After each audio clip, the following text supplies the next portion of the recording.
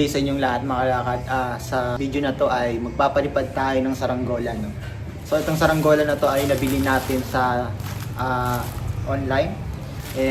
Sakto mahangin, no? At maaraw dahil maulan ng mga nakaraan, no? Kaya paliparin natin itong saranggola na to. So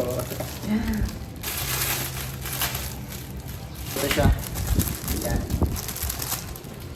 Ito yung ano niya, mga kalakad, hawakan, meron siyang hawakan, no? So, bagay na bagay ito sa mga pambata. So, nagagano na rin siya. Pasok na natin yung tali dito. Ayan.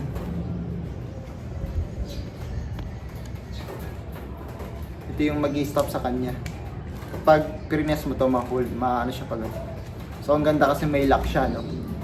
Para hindi magdire-diretso yung saranggola. So, ayan, siya makalakad. Oh no. Parang sira. Sira siya makakalakad. Ako. Reject na naman.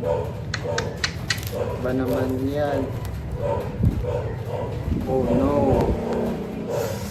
Pero try natin na ayusin siya makakalakad. So, ayun siya. Sira-sira siya.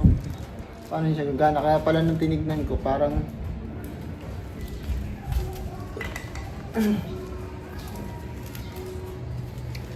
so yun siya. Yung ano niya, yung parang frame nung saranggola niya, para siyang ano, carbon fiber, no?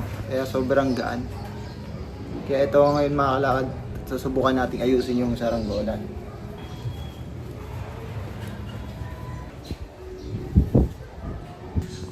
So yun mga kalakad, para nating ginagamot yung ibon, no?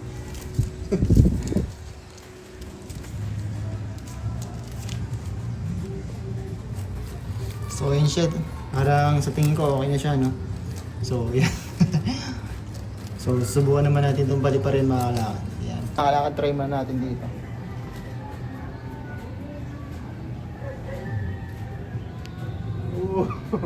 Binalaliwan niya mga kalakad, no?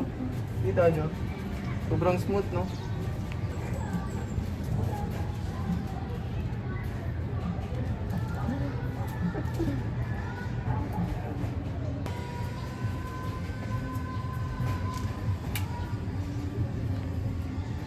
So yan, akit tayo sa taas mga kalakad. So yan, dito na tayo.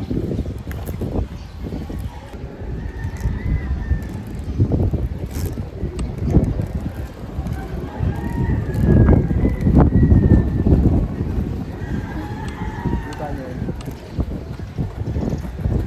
Siya. So yun siya mga kalakad. Para siyang ibon. Para talaga siyang lipat ng ibon. May pitik-pitik. Maligit-ikot lang siya kalakad.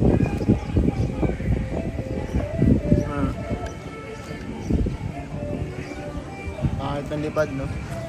So yun, dahil nga ay gumana ng saranggola na binili ko, kaya gumawa na lang ako. So ito ay bangkang saranggola, no? Yung style niya. Parang bangka. So ayan, panoorin natin.